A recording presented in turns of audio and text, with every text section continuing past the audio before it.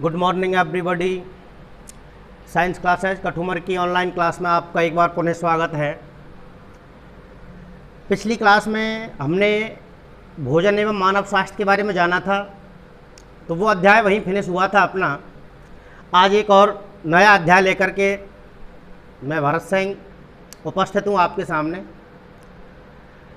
तो आज हम तीसरा चैप्टर स्टार्ट करेंगे, जेनेटिक्स के बारे में बताएंगे, आनुवांशिकी के बारे में अध्ययन करेंगे। अच्छा चैप्टर है।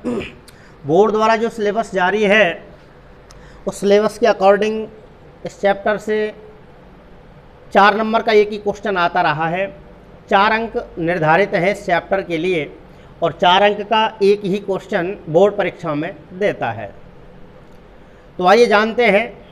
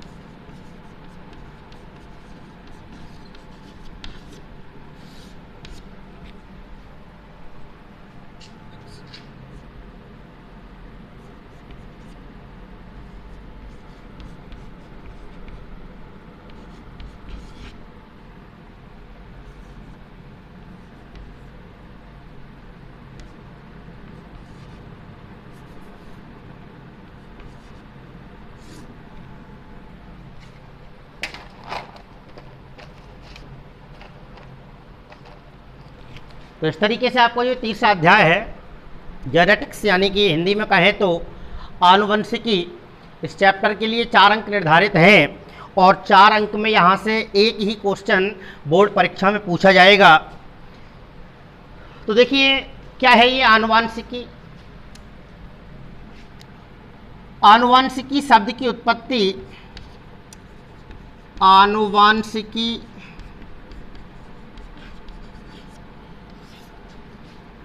शब्द की उत्पत्ति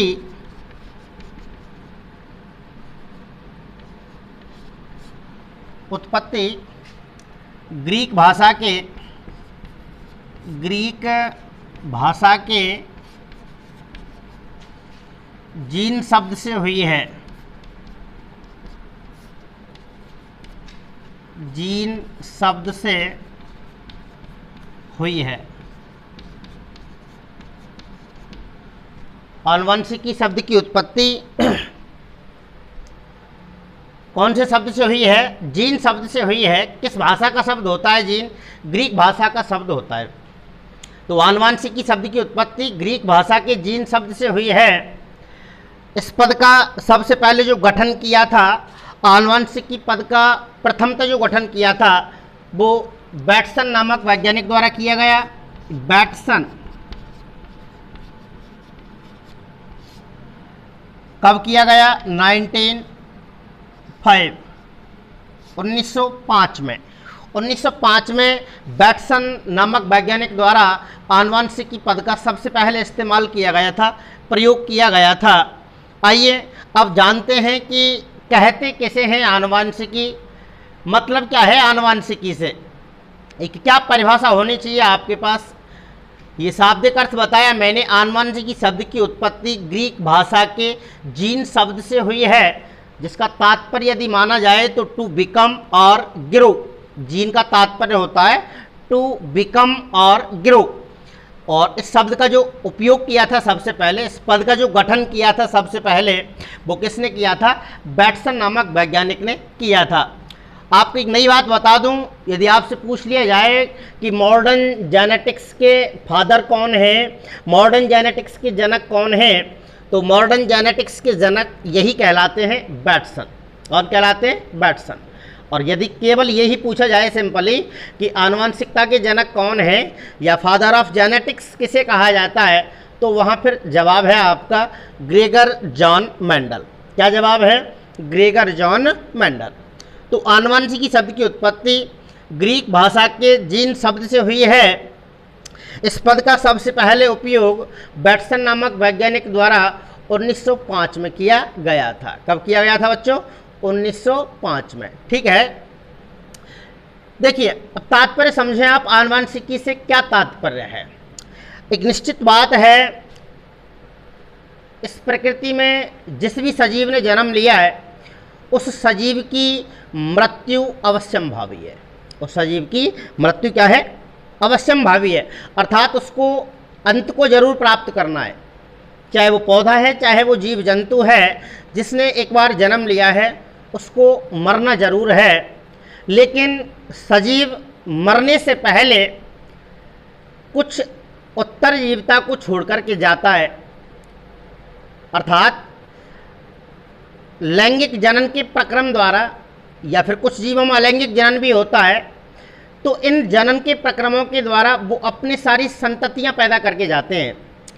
कई बार ये संततियां जो होती हैं, जो नवजात होते हैं, लक्षणों में या तो अपनी माँ से समानता व्यक्त करते हैं या फिर अपने पिता से समानता व्यक्त करते हैं या फिर अपने दादा अथवा दादी से समानता व्यक्त करते हैं या फिर अपने नाना या नानी से समानता व्यक्त करते हैं। यानी कि कुछ लक्षणों में समरूपता पाई जाती है। तो प्रत्येक जीव उत्तरजीविता को जरूर प्राप्त करता है। तो क्या तात्पर्य हुआ आनुवंशिकी से? अभी एक छोटी सी डेफिनेशन निकाल के बताऊं मैं आपके लिए कि जीव विज्ञान की वह शाखा या विज्ञान की वह शाखा जिसमें आनुवंशिकता के नियमों और उन पर नियंत्रण करने वाले कारकों अथवा पदार्थों का अध्ययन किया जाता है, उसे जेनेटिक्स या आनुवंशिकी विज्ञान कहा जाता है। जीव विज्ञान की वह शाखा जिसके अंतर्गत आनुवंशिकता के नियमों, आनुवंशिकता भी जानेंगे थोड़ा आगे इसी चैप्टर में, विज्ञान की वह शाखा जिसके अंतर्गत आनुवंशिकता के नियमों एवं उन पर नियंत्रण करने वाले कारक एवं पदार्थों का अध्ययन किया जाता है, आनुवंशिकी या जेनेटिक्स या आनुवंशिकी विज्ञान कहलाती है। एक बार और, विज्ञान की वह शाखा जिसके अंतर्गत आनुवंशिकता के नियमों एवं उन पर नियंत्रण करने वाले कारकों और पदार्थों का क्या किया जाता है? अध्ययन किया जाता है, उसको क्या कहते हैं? आनुवंशिकी विज्ञान या जेनेटिक्स कहा जाता है। चलो लिख देते हैं इस डेफिनेशन को। जीव विज्ञान की वह शाखा, जीव विज्ञान की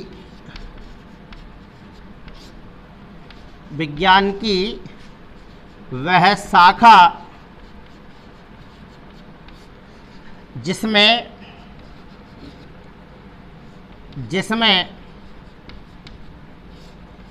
आनुवंशिकता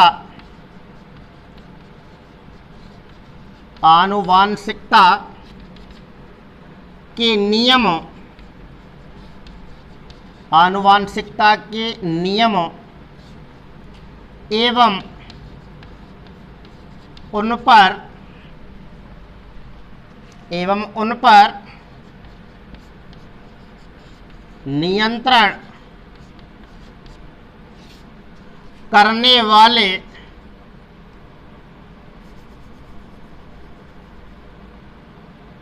नियंत्रण करने वाले कारकों एवं पदार्थों का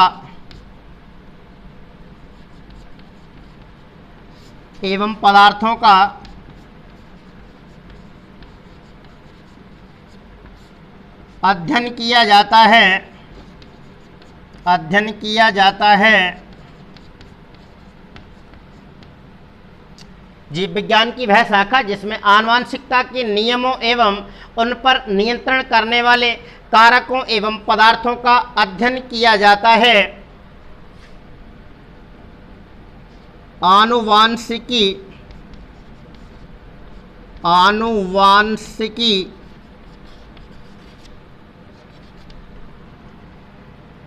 या जेनेटिक्स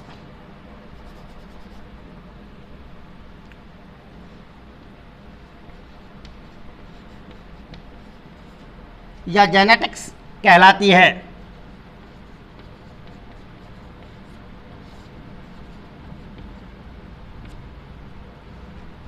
तो एक बार और, जीव विज्ञान की वह शाखा जिसमें आनुवांशिकता के नियमों एवं उन पर नियंत्रण करने वाले कारकों एवं पदार्थों का अध्ययन किया जाता है, आनुवांशिकी या जेनेटिक्स कहलाती है।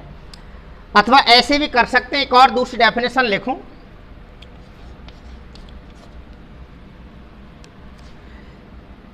जीव विज्ञान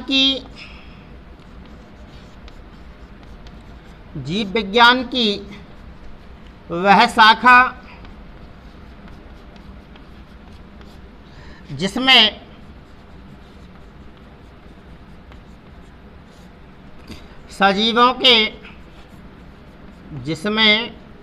सजीवों के लक्षणों एवं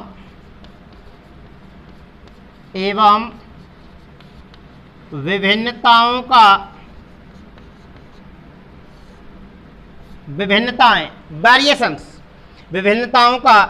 जीव विज्ञान की वह शाखा जिसमें सजीवों के लक्षणों एवं विभिन्नताओं का अध्ययन किया जाता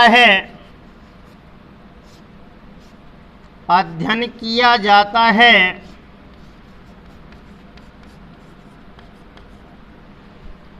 आनुवांशिकी कहलाती है। क्या कहलाती है? आनुवांशिकी कहलाती है। आपको जो डेफिनेशन सरल लगे, याद होने में आसान रहे, उसको सेलेक्ट कीजिए। दोनों का एक ही तात्पर्य है। चलो एक बार और रिपीट कर लेते हैं इन सारी बातों को। आनुवांशिकी शब्द की उत्पत्ति ग्रीक भाषा के जीन शब्द से हुई है। सबसे पहले शब्द का उपयोग 1905 में बैटसन नामक वैज्ञानिक द्वारा किया गया। वैसे मॉडर्न जेनेटिक्स का फादर कहा जाता है बैटसन को। आधुनिक आनुवांशिकी के जनक कहे जाते हैं बैटसन। डेफिनेशन निकाली है अपन ने कि जीव विज्ञान की वह शाखा जिसमें आनुवांशिकता के नियमों एवं उन पर नियंत्रण करने वाले कारकों और पदार्थों का अध्ययन किया जाता है, आनुवांशिकी या जेनेटिक्स कहलाती है। या फिर ये याद कर लीजिए छोटी परिभाषा कि जीव विज्ञान की वह शाखा जिसमें सजीवों के लक्षणों और विभिन्नताओं का अध्ययन किया जाता है उसे क्या कहते हैं? आनुवांशिकी या जेनेटिक्स कहा जाता है। क्या कहेंगे? आनुवांशिकी या जेनेटिक्स कहलाती है। ओके, चलिए थोड़ी आगे बढ़ाते हैं बात।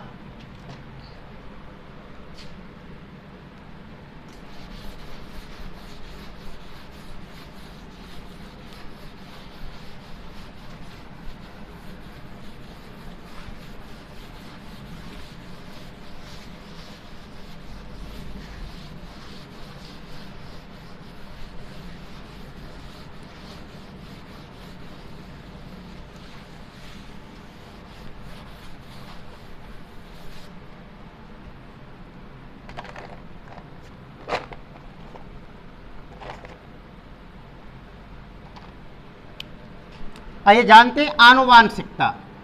अभी पढ़ा था आपने आनुवांशिकी या जेनेटिक्स, इसी से लगभग सिमिलरिटी प्रदर्शित है, लेकिन अंतर जरूर। देखिए क्या तात्पर्य आनुवांशिकता से।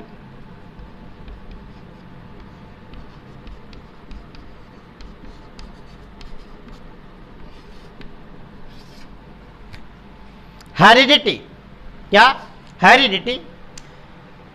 इस पद का गठन, आनुवांशिकता पद का गठन स्पेंसर नामक वैज्ञानिक द्वारा किया गया।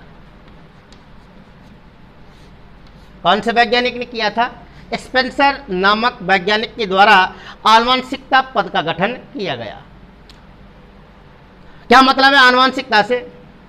देखिए, माता पिता के लक्षणों का एक पीढ़ी से दूसरी पीढ़ी में जाना ही क्या कहलाता है? आनुवांशिकता कहलाता है। माता पिता के लक्षणों का एक पीढ़ी से दूसरी पीढ़ी में जनरेट होना या जाना क्या कहलाता है? आनुवांशिकता कहलाता है। या फिर ऐसे बोल दीजिए, सजीवों के लक्षणों का एक पीढ़ी से दूसरी पीढ़ी में पहुंचना क्या कहलाता है? आनुवांशिकता कहलाता है। या फिर ऐसे लिख लीजिए, जनक पीढ़ी से संतति पीढ़ी में, जनक जो पेरेंटल पीढ़ी होती है उससे लक्षणों का संतति पीढ़ी में संचरण होना, फ्लो होना क्या कहलाता है? आनुवांशिकता कहलाता है। चलिए लिख देता हूं मैं एक डेफिनेशन।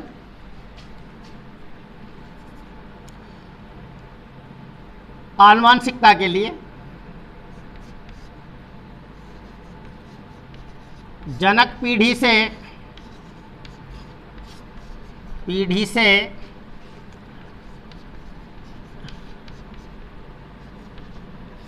लक्षणों का, जनक पीढ़ी से लक्षणों का संतति पीढ़ी में संचरण होना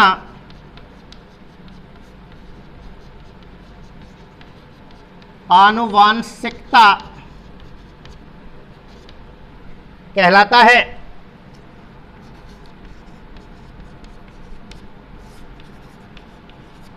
अथवा माता पिता के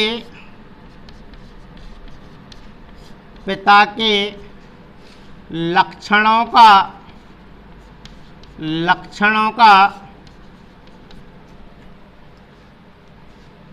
माता पिता के लक्षणों का एक पीढ़ी से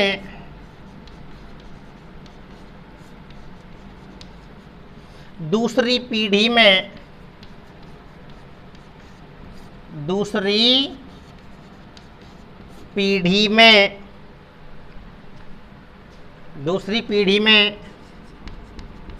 पहुंचना आनुवांशिकता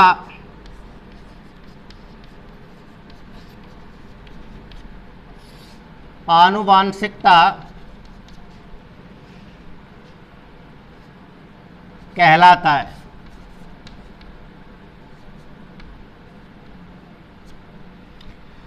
जनक पीढ़ी से लक्षणों का संतति पीढ़ी में संचरण होना क्या कहलाता है? आनुवंशिकता कहलाता है। अथवा आप दूसरे शब्दों में ऐसे भी याद रख सकते हैं, माता पिता के लक्षणों का एक पीढ़ी से दूसरी पीढ़ी में पहुंचना क्या कहलाता है? आनुवंशिकता कहलाता है।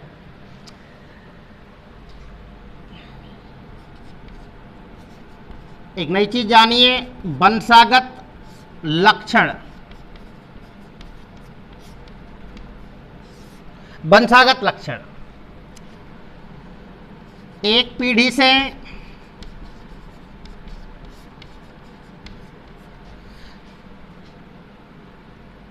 दूसरी पीढ़ी में, एक पीढ़ी से दूसरी पीढ़ी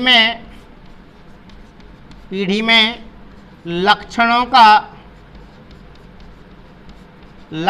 का पहुंचना, एक पीढ़ी से दूसरी पीढ़ी में, सॉरी थोड़ी मिस्टेक है,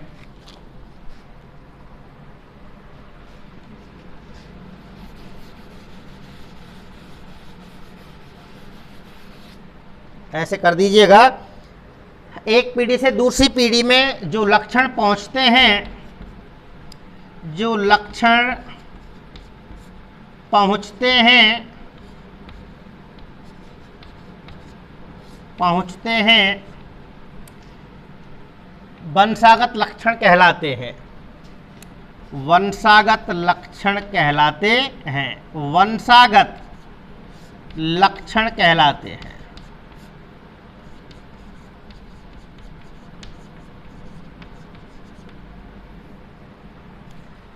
हेरिडिटी को वंशागति भी बोल सकते हो आप।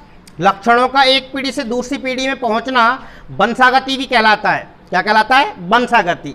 तो देखो 3 बातें क्लियर हुई हैं। आनुवंशिकता पद का गठन सबसे पहले किसने किया था? स्पेंसर ने। किसने किया था? स्पेंसर ने।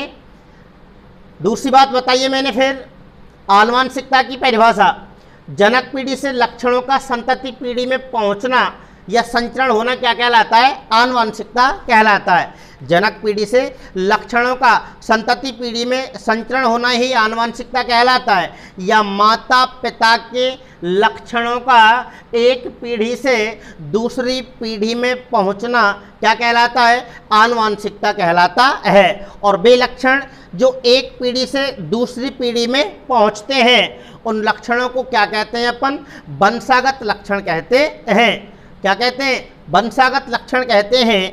इन लक्षणों का पीढ़ी दर पीढ़ी पहुंचना, पीढ़ी दर पीढ़ी पहुंचना क्या कहलाता है? वंशागति कहलाता है। ओके, तो ये रही बात आनुवंशिकता से संबंधित। चलिए थोड़ी आगे और बात करते हैं।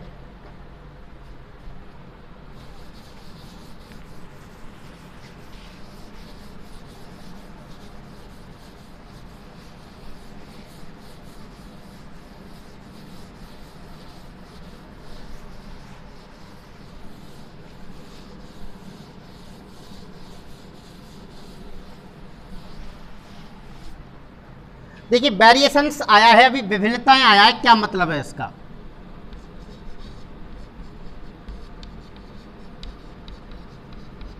विभिन्नताएं, वेरिएशंस।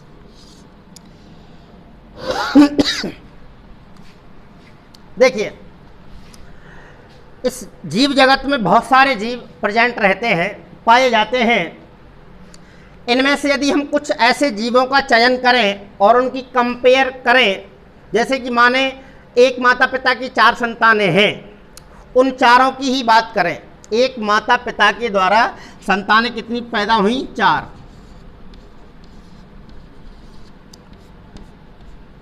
ये चारों संतानें कुछ लक्षणों में तो क्या होंगी? समान होंगी, बिल्कुल सिमिलर होंगे।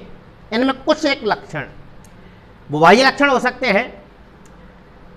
अब ये जरूरी नहीं है कि ये लड़के ही लड़के हों या लड़कियां लड़कियां, लड़के लड़की कुछ भी हो सकते हैं। 4 संतानें मान लिया अपन ने। एक माता पिता की कितनी संतानें हैं? 4। ये चारों संतानें कुछ लक्षणों में समरूप होंगी, समानताएं बताएंगी। जैसे इन सभी में 2 हाथ पाए जाएंगे, 2 पैर पाए जाएंगे, है ना, 2 आँख पाई जाएंगी, 2 कान पाए जाएंगे। इसके अकॉर्डिंग यदि अपन चलें तो बोली समानता है कि नहीं है इसमें? मेरी बात समझ में आ रही नहीं आ रही है आपकी? मैं क्या कह रहा हूं? मैं विभिन्नताएं क्लियर करना चाहते हैं आप। एक ही माता पिता द्वारा उत्पन्न संतानें जो होती हैं उनमें भी विभिन्नताएं पाई जाती हैं, तो उसी को ही अपन यहाँ समझना चाहते हैं। मान लीजिए एक माता पिता की 4 संतानें हैं और चारों में कुछ लक्षणों में क्या पाई जा रही है? समानता। कौन कौन से लक्षण बताए हैं मैंने आपको? वो है ना, बताए हैं, हाथ, नाक, कान, ये आदि सारी चीज़ें कैसी मिलेंगी? इनमें सेम मिलेंगी, लेकिन कुछ चीज़ों में इनमें डिफरेंट मिलेगा, अंतर मिलेगा। क्या मिलेगा? अंतर मिलेगा। और वो किन चीज़ों में मिलेगा? देखिए रंग, जरूरी नहीं है कि इन चारों का रंग एक ही जैसा हो। बोलो बात समझ में आ रही है नहीं आ रही है? कोई ज़रूरी है कि ये चारों के चारों ही काले हों, या फिर ये जरूरी है कि ये चारों के चारों ही गोरे हों? कोई कंपलसरी नहीं, कोई आवश्यक नहीं है ये। इसलिए रंग, आकृति, यदि इनकी लंबाई की बात करो आप तो जरूरी नहीं है कि चारों की लंबाई सेम हो, सबकी अलग अलग होगी, या 2 की बराबर होगी, 2 की अलग होगी। बोलो होगी कि नहीं होगी? तो रंग में अंतर आया है, लंबाई में भी अंतर आ रहा है। यदि बुद्धिमत्ता की बात करें अपन, इंटेलिजेंसी की बात करें, तो चारों में इंटेलिजेंसी भी क्या होगी? अलग अलग होगी। तो इन अंतरों को ही क्या कहा जाता है? विभिन्नताएं कहा जाता है। एक प्रश्न भी पूछता है, एक ही माता पिता से उत्पन्न या एक ही जाति के सजीवों के बीच में विभिन्नताएं क्यों पाई जाती हैं? एक ही जाति के सजीवों के बीच में विभिन्नताएं क्यों पाई जाती हैं? बढ़िया क्वेश्चन निकल गया। लिख रहा हूं, नोट कर रहा हूं क्वेश्चन, यहां से हटा दीजिए।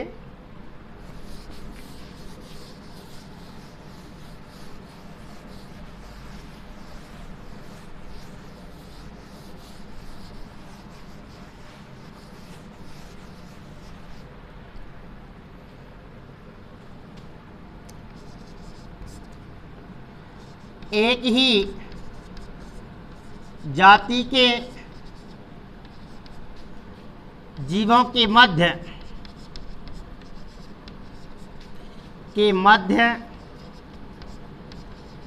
विभिन्नताएं,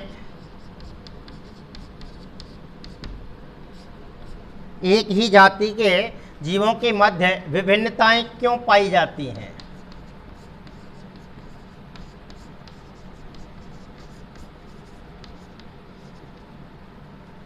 एक ही जाति के जीवों के मध्य विभिन्नताएं पाए जाने का क्या कारण है?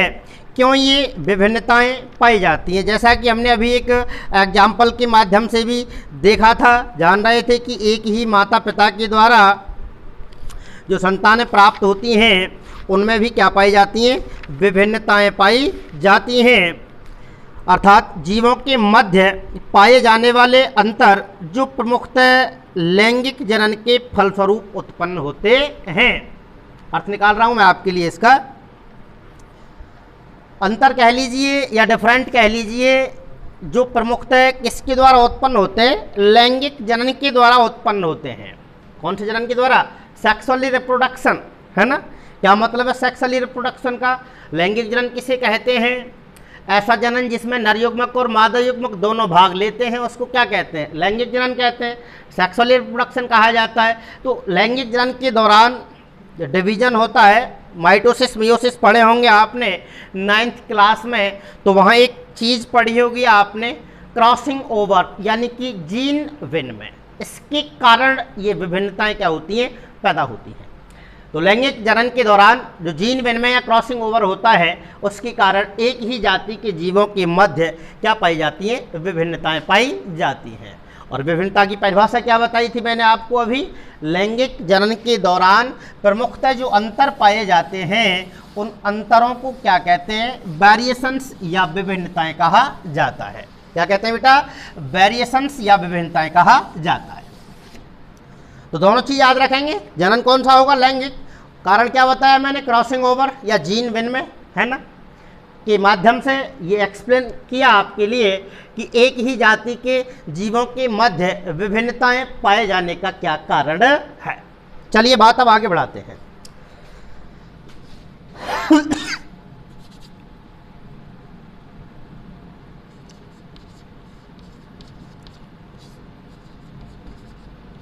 मेंडलवाद या मेंडलिज्म, मेंडलिज्म या मेंडलवाद। सबसे पहले ग्रेगर जॉन मेंडल के द्वारा आनुवंशिकता के नियमों का प्रतिपादन किया गया। इसे ही क्या कहते हैं? मेंडलिज्म या मेंडलवाद कहा जाता है। सर्वप्रथम लिख देता हूं मैं। सर्वप्रथम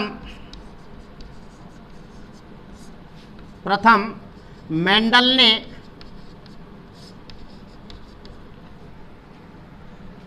वंशागति के गति के नियमों का, सर्वप्रथम मेंडल ने वंशागति के नियमों का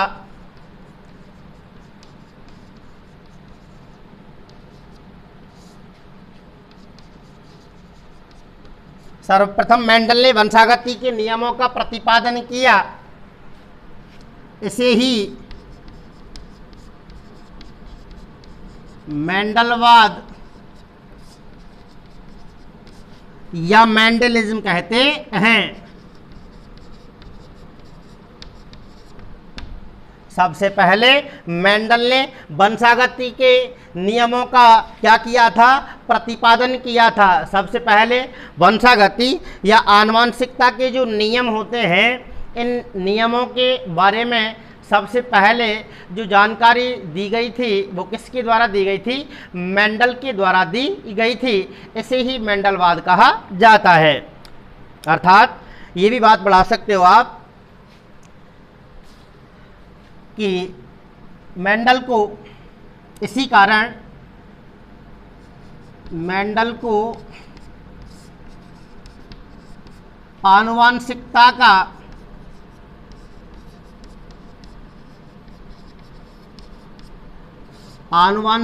का जनक कहा जाता है।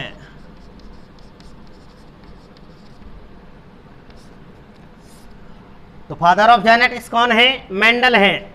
मेंडल ने वंशागति के नियमों का सबसे पहले प्रतिपादन किया, अध्ययन किया। इसे मेंडलवाद कहते हैं। और इसमें भी रीजन यही लगा सकते हो आप, मेंडल द्वारा सर्वप्रथम वंशागति के नियमों का प्रतिपादन किया गया। इसे क्या कहते हैं आप? मेंडलवाद या मेंडलिज्म कहा जाता है। नया क्वेश्चन छोटा करके दे, फादर ऑफ जेनेटिक्स कौन कहलाते हैं, या आनुवांशिकता के पिता कौन हैं, या आनुवांशिकता के जनक कौन हैं? तो आपका जवाब क्या है? मेंडल। ध्यान रखें, कंफ्यूज नहीं होना है। मैंने एक बैटसन और नाम बताया था आपको जनक से संबंधित, लेकिन वो मॉडर्न जेनेटिक्स है। आधुनिक आनुवांशिकी के जनक हैं, और आनुवांशिकी के जनक कौन है? मेंडल। और यदि मॉडर्न की बात करें तो मॉडर्न जेनेटिक्स के फादर कौन कहलाते हैं? बैटसन कहलाते हैं। कौन कहलाते हैं? बैटसन कहलाते हैं।